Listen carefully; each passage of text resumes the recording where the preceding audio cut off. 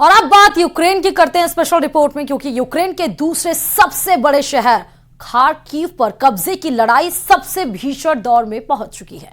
रूस की मिसाइलों ने खार्किव का समूल नाश करना शुरू कर दिया है।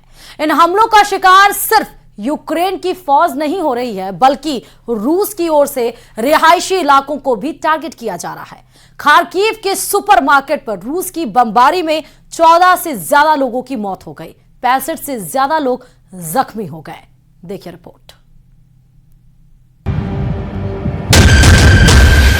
तस्वीरें भयावह हैं। बमों की गूंज इतनी दूर और देर तक सुनाई देती रही कि लोगों के कान सुन्न हो गए। एक के बाद एक गिरे बम्बों ने तबाही मचा दी। आसमान काले धुएं से पट गया। अफरा तफरी मच गई। लेकिन कितने भागते? अब तक जो यूक्रेन की ओर से जो रिपोर्ट दी गई है, उसके मुताबिक 14 से ज्यादा लोगों की मौत हो चुकी है। 40 से ज्यादा लोग घायल हैं। फायर ब्रिगेड फुल मोड में एक्टिव है। हाल के दिनों में रिहायशी इलाकों में किया गया यह रूस का सबसे बड़ा हमला है। हमले की डिटेल देखने से पहले इसकी लोकेशन समझिए और रूस ने इसी जगह हमला क्यों किया, इसे भी जान लीजिए। रूस यूक्रेन सीमा से सिर्फ 40 किलोमीटर दूर खार्किव का सुपरमार्केट। शनिवार यानी छुट्टी का दिन था। युद्ध से हलकान देश यूक्रेन के लोग बड़ी तादाद में सुपरमार्केट पहुंचे थे, लेकिन तभी आसमान से बम बरसने शुरू हो गए। देखते ही देखते पूरा सुपरमार्केट धू धू कर जल उठा। ध्यान देने वाली बात यह है कि रूस ने अब तक इस हमले की पुष्टि नहीं की है।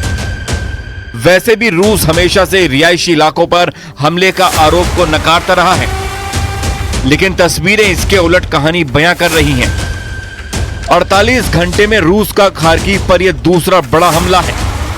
10 मई को खार्किव के खिलाफ रूस के अभियान में अब तक 100 से ज्यादा लोगों की मौत हो चुकी है। 165 से ज्यादा लोग घायल हो चुके हैं। यूक्रेन के राष्ट्रपति वोलोदिमीर ज़ेलेंस्की ने इस घटना को रूस की नीच हरकत करार दिया है। ज़ेलेंस्की ने वीडियो संदेश में जो कहा, आप भी सुनिए। Дорогі українці, українки, зараз були перші доповіді щодо Харкова, удари по місту, по очевидному цивільному об'єкту, по торговельному центру, будівельному гіпермаркету. Субота – день, один з найбільших центрів. Всередині були. Багато було працівників та відвідувачі були. Зараз пожежа на всій території, туди прибули усі необхідні служби, ДСНС України, медичні служби, місцева влада, поліція, всі борються. खार्किव रूस के लिए रणनीतिक रूप से बहुत अहम है। युद्ध शुरू होने के कुछ महीनों बाद ही रूस ने खार्किव पर कब्जा कर लिया था, लेकिन ज़ेलेंस्की की फौज ने फाइट बैक किया और रूस की फौज को पीछे हटना पड़ा। 2 साल पहले हुए युद्ध में यह पुतिन की सबसे बड़ी हार में शामिल था। रूस तभी से खार्किव के खिलाफ मोर्चा खोले हुए है। अब रूस ने हमले की रफ्तार कई गुना बढ़ा दी है। 10 मई को रूस की सेना खार्किव में 1 किलोमीटर तक अंदर घुस गई। इसके बाद ज़ेलेंस्की ने सेना से यूक्रेनी लोगों को बाहर निकालने का आदेश दे दिया। साथ ही ज़ेलेंस्की ने सभी रिजर्व सैनिकों को वापस बुला लिया ताकि खार्किव में सेना की ताकत कम न पड़े। दूसरी ओर 2022 में मिली हार के बाद रूस का प्लान है कि वो हर हाल में खार्किव पर जीत हासिल करे। रूस ने खार्किव के खिलाफ मोर्चा उस वक्त खोला है जब यूक्रेन हथियारों की कमी का सामना कर रहा है। पश्चिमी देशों से मिलने वाले हथियार रूस की सेना को रोक पाने में संख्या के लिहाज से कम पड़ रहे हैं। ज़ेलेंस्की बार बार ये दोहरा रहे हैं कि उन्हें पश्चिमी देशों से उस अनुपात में मदद नहीं मिल रही है जितना कि उन्हें चाहिए। दूसरे शब्दों में कहा जाए तो रूस पर आक्रमण करके कब्जाई जमीन को वापस हासिल करने के ज़ेलेंस्की के पास जो हथियार हैं वो काफी नहीं है। यूक्रेन ने हाल ही में अमेरिका से मिलने वाले हथियारों में हुई देरी का भी हवाला दिया है। अब ज़ेलेंस्की वही बात फिर कह रहे हैं। Коли ми говоримо лідерам світу, що Україні потрібно достатньо захисту ППО, коли ми говоримо, що потрібна реальна рішучість для дозволу захищати життя наших людей саме так, як це буде ефективно, щоб російські терористи не могли навіть наблизитись до наших кордонів. Ми говоримо про те, як буквально не допустити подібних терористичних ударів.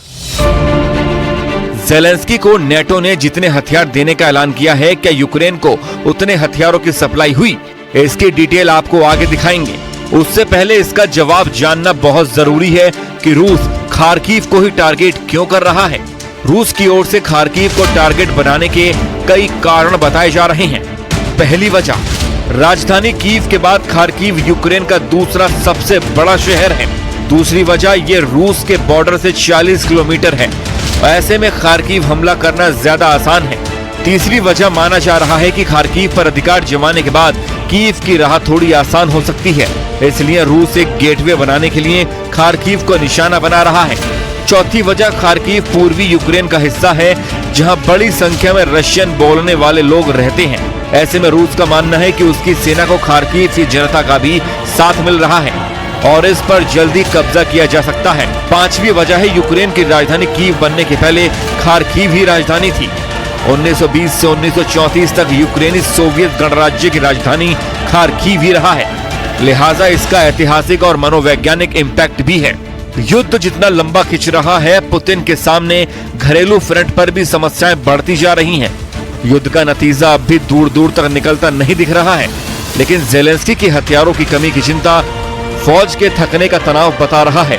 जेलेंस्की रूस के भीषण हमलों को रोक पाने में पहले की तरह अब कामयाब नहीं हो पा रहे हैं। ऐसा लग रहा है कि पश्चिम की नीति ये है कि यूक्रेन को पूरी तरह हारने से बचाया जाए, जबकि इसी दौरान रूस के साथ सीधे टकराव से बचा जाए।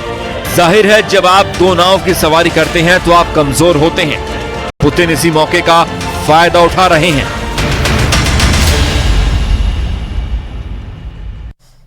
और इस बीच में डीग से बड़ी खबर यह आ रही है कि पुलिस और गौ तस्करों में मुठभेड़ हुई है। दरअसल पहाड़ी थाना इलाके में पुलिस और गौ तस्करों के बीच ये मुठभेड़ को अंजाम दिया गया है, जिसमें गौ तस्करों को पकड़ने के लिए पुलिस ने दबिश दी थी। तभी गौ तस्करों ने पुलिस पर हमला कर दिया और इस पर ताबड़तोड़ फायरिंग की गई है। जवाबी कार्रवाई में पुलिस ने फायरिंग की है। पुलिस ने 5 गौ तस्करों को भी गिरफ्तार कर लिया है। तो पुलिस को एक तरह से बड़ी सफलता भी मिली। इस मुठभेड़ में 5 गौ तस्करों को गिरफ्तार किया गया है। पुलिस को सूचना मिली थी और दबिश देने के लिए जैसे ही पुलिस गई, उधर से फायरिंग को अंजाम दिया गया। पुलिस ने जवाबी कार्रवाई में फायरिंग की। दोनों के मुठभेड़ में गौ तस्करों पुलिस के बीच मुठभेड़ में 5 लोगों की गिरफ्तारी भी हो चुकी है। ठीक से ये बड़ी खबर है। पहाड़ी थाना इलाके में पुलिस और गौ तस्करों के बीच मुठभेड़ है। ज्यादा जानकारी के लिए